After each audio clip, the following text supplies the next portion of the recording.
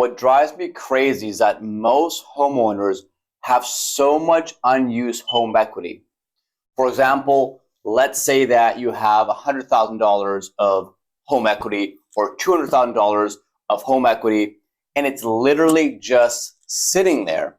For example, if your mortgage is $300,000 and the property value is $500,000, of course, the difference is your home equity.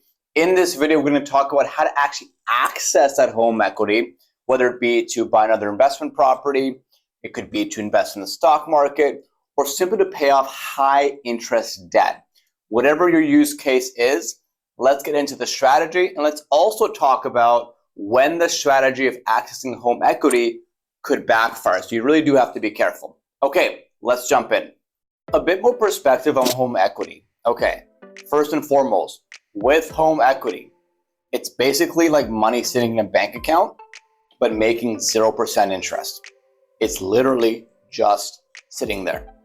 In fact, if your property value decreases, which in these markets, these days in 2026, it might be, it's like you're making negative interest, okay?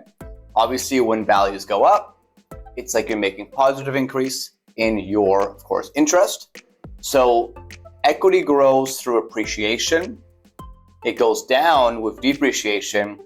Now, when you pay more of your mortgage down or you use prepayment privileges, that also grows your equity. Just want to give you a bit of perspective on exactly the different parameters of equity, okay? So that's equity. And so with equity, let's talk about the 4 ways to actually access it. I'll go from what's typically the most affordable to the different tiers of it getting more expensive. Number 1 is a refinance. That's literally when you change the structure of the mortgage, typically done when you're switching from lender to lender upon renewal, or if it's an early breakage, we'll talk about that. And that's basically getting your equity out, and it costs you today's mortgage rates, which is typically much cheaper than any other debt interest, okay? Secondly, just a little bit more expensive is a HELOC. So here you're not changing the structure of the mortgage. You don't have to break it, for example. You're basically taking it out on a revolving basis, again, with a home equity line of credit. It's like a line of credit, but it's secured to your property. So usually the rate is going to be about prime plus 0.25 or 0.5, depending what prime is at the time, okay? And with that, you don't have to break your mortgage. Now, with both of these 2 avenues, refinance, equity takeout, and HELOC, you have to income qualify. You can't have too much debt. More on that later. If those don't work out, not feasible, there's a second mortgage. That's more expensive, and that's usually by another lender putting a mortgage behind your current one, but you can still take out equity, okay? And the last one, of course, is you sell your house, and assuming your mortgage isn't too big and your property hasn't decreased a crazy amount, and this has happened before where you have negative equity, with positive equity, after, of course, all fees, take out the equity, use it wherever you like. Okay, so those are the 4 kinds of ways for you to take out equity. Now let's get into specifically the mechanics of every single one and how they may work for you or potentially work against you. With a refinance, let's go back to our example. If you have a $500,000 home and your mortgage is $300,000, you have $200,000 of equity. Let's say you qualify for your income and you want to take out the $200,000, and with that, you want to put a down payment for an investment property, okay? So as you're doing that, now, if you're up for renewal, if you happen to be up for renewal with this current mortgage, and let's say your rate is at 5.5, well, if the rates are 4% in the market, you not only want to take out $200,000 of equity, or up to that, or actually in this case, it'd be $100,000, because you can never be have more than 80% loan to value, meaning your mortgage cannot exceed 80% of the value of your home. So actually, you can only take out $100,000. Key point. So you've got $300,000 mortgage, $100,000 you take out, and what you can do is, especially if you're up for renewal, is you actually refinance switch the entire mortgage of $300,000 plus $100,000. So now your $400,000 mortgage is down to a 4% rate. You're not only getting the best possible rate on the $100,000 of equity, which is our main focus today, but the rest of the loan can go to 4% in this case, which is pretty great. Now, what if you're not up for renewal for a long time and you still want to buy that investment property? Well, if you take out the $100,000, albeit at the lowest possible rate of 4%, you do have to restructure the rest of your loan, which might have a breakage fee. Now, wait a sec. If the whole loan of now $400,000 can be taken out at 4% versus it was at 5.5, you're probably going to save a lot of money. Now, we will do math to see if the breakage fee does not outweigh the gains you get in going from a 5.5 to a 4% over the next couple of years, let's say before you would have to renew anyways. That's just called break-even math. Eyeballing that, generally going to be worth it, but you have to look at it case by case. So basically with refinance, is since you do have to change the structure of the loan, meaning you have to break it, is that worth it for you? Case by case basis, something that we can talk about. But it's very important to know that if you are taking out equity, you do have to break your mortgage. And that can be great if you can restructure all the loan from a 5.5 to a 4. You got to make sure the breakage fee is worth it. And by the way, fun fact, when you have a breakage fee, usually you can actually roll it back into the mortgage so nothing comes out of your pocket. It's still money you have to pay, but it could soften the blow. So again, things we'll look at case by case. Now, let's say in this example, the math doesn't work. Breaking your mortgage is not worth it. It's too expensive. You locked in at a fixed rate and now your IRD penalty is through the roof. Happens very often, by the way, since you can't do it. Okay, what's the next level we can do? Well, if you happen to be with TD or Scotiabank or a lender that has a home equity line of credit or a HELOC that's active and ideally revolving and getting more and more, let's say, useful as you pay down your principal mortgage, you can use this without breaking your loan. So great flexibility, and also you can use it as you want versus with a refinance, you take out the equity, let's say in this case, $100,000, you are paying $100,000 worth of interest on that, right? Versus with a HELOC, especially if you're using renovations or let's say it's not to buy an investment property, you can take out $20,000 at a time, then $5,000, $30,000, and you'll get charged interest on what you're taking out. So there is flexibility on the HELOC for this scenario of buying an investment property. For example, would be more ideal to use the refinance because you're taking it all at once, the $100,000, and it'll be a bit more expensive. As I mentioned before, take the prime rate at about 0.5. So in this case, I mean, based off today's prime rate, it'd be about a 5% rate versus, of course, the 4% mortgage rate. So it'd be about a percentage more, let's say, on a HELOC, but you're not breaking the mortgage and that may be worth it for you. Okay? So that is the advantage and the flexibility and the mechanics of how a HELOC works when you're accessing equity to put it to work. In this case, for an investment property with, let's say, at least $100,000 down payment, that's over 20% if the investment property is also worth $500,000. Remember, under 20% down payment, there's a CMHC mortgage default insurance fee that is kind of a pain. So if you can avoid it, all the better. And actually, I should clarify that if you're buying an investment property, it's not you upsizing or switching properties. You have to do 20% of down payment on anything declared a rental property. Super important. As I alluded to before, if you don't have enough income or have too much debt, or your debt to income ratios do not match up to lender standards, these are of course best rate bank lenders, you actually can't use a HELOC or a refinance. So what's your next choice? As I said, second mortgage. The pros is that they don't really care about your income and your debt. Of course, if you make no money, they'll look at it and see this is not reasonable.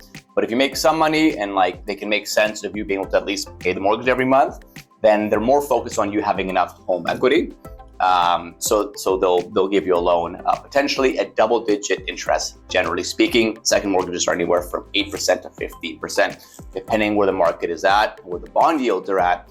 But regardless, if you need quick cash, you need the money, you have to access your equity desperately, hopefully not desperately, but you do have to access it quickly. For investment property, typically these loans are anywhere from 6 to 12 months. There's even open loans where you can pay it back at any point. And again, they don't want you to have this loan for long because it's a lot of interest, but they know people want it as a bridge solution. Again, you might be in between jobs or there's a debt you're about to pay off, but you have to buy yourself more time. This is why private loans work. They get funded within a week.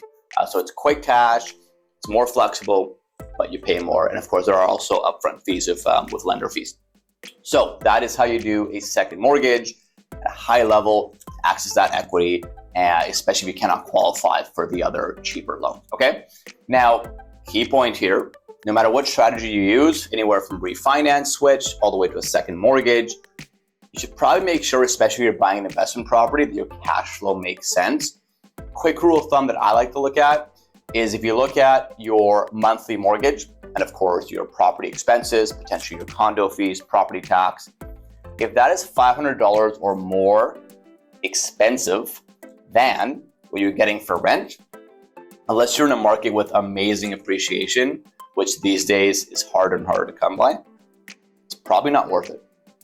So please make sure, this is very basic knowledge, but sometimes we sprint right by it, is, are you making money in a reasonable amount of time? And if you're not, you've got to make sure it's a long-term hold. So basic information, but people sometimes glaze over the details. Make sure when you take out equity, you can take on the new debt that's coming from that. And of course, the opportunity, which could be buying investment property or a mid to long-term strategy of buying ETFs or stocks. It's got to make sense. Usually a quick conversation with your financial planner. One quick caveat, of course, before you go through the trouble of taking your equity. On the last note, you may have to just sell your home to buy a bigger home because carrying two mortgages is either stressful and or not profitable. So of course, this is an option, and a lot of my clients do it, and it's totally fine to sell your home in that way. Now, key considerations is your home could, of course, sell for much below in price than what you would want it to. So budget accordingly for that to make sure you have enough down payment for the next place. Make sure you can afford enough mortgage and you have enough mortgage power to buy that next property. All things that, of course, we'll talk about. There's also realtor fees. There's potentially a mortgage breakage penalty. Now, is your mortgage portable? If it's a variable rate, generally you can't port those. That's when you can, of course, transfer the current mortgage with the same lender to this new property that you're buying, usually within 90 days. And you get it at a similar rate or a blended rate. Anyways, portability is important, things that we can talk about, but this, due diligence on the selling. And make sure you're looking at all worst case scenarios. And again, like going back to whether it's you just, buying and selling or buying another place and keeping the existing one, like don't forget the contingency test on the new property. So for example, if you have renters, what if rents go down 5 or 10%, which they have recently, at least in BC and definitely in Ontario? Very possible. There's vacancy rates that happens in any market. You can't find a new tenant for a while. You have a squatter who doesn't leave. These are all things I'm seeing many clients are facing unexpectedly, and you have to be prepared for that, right? Those are all things to think about. Of course, unexpected costs, the roof replacement, window replacement. My parent have like a potentially $50,000 special levy off like windows being replaced. So all basic contingencies, but again, I want to caution you against taking out equity recklessly or buying and selling without looking at, of course, the stress testing of the different things that could go wrong. To summarize, the way you make use of what is your dead equity doing nothing, it's like having money in a bank account earning zero interest, many different avenues. And again, you want this equity to potentially buy a rental property, upsize to a bigger home, invest in the stock market, ETFs, bonds, whatever your investment vehicle is, or lastly, pay off more expensive debt through debt consolidation. So number one, a refinance switch is the ideal, meaning you're up for renewal. You can switch the entire mortgage plus take out equity at hopefully a lower rate than what you had before. So that's the most ideal. If that's not possible because, let's say, for example, the breakage fee is too high, your renewal date isn't for another couple of years, you need the equity, then a home equity line of credit is usually a little bit more expensive, more versatile, but is very accessible. Keep in mind, if your debt to income ratios don't let you qualify for this mortgage because the lender will have to requalify you. Maybe if your value went down, there's enough equity to take out, and that becomes a problem, right? So if you can't qualify mainly off your debt to income ratio with a refinance or a HELOC, then people will do a second mortgage, generally for 6 to 12 months, not much longer. It's a lot more expensive. If none of those avenues work and you don't want to hold on to two mortgages, you can sell your property. Make sure to look at all the considerations of potential higher costs, selling lower than you think, breakage fees, realtor fees, all those sort of things are very important. To summarize, equity is a very powerful unused asset that most Canadians honestly don't touch. You can leverage it in very interesting ways. If you've seen my videos on the Smith maneuver, there's ways you can pay off your mortgage way faster with the right strategy and using your equity as an asset, also to help you save on income tax. More on that, and of course, in the Smith maneuver video. But overall, it's a very powerful tool. If you don't do it properly, it can come back to bite you and be very expensive. So next step, talk to a mortgage broker like myself. Let's go over your scenario and see what levers we can pull to use equity to either grow your wealth or reduce your debt. And with that, thanks a lot for staying with me today in this video, and we'll talk soon, and good luck.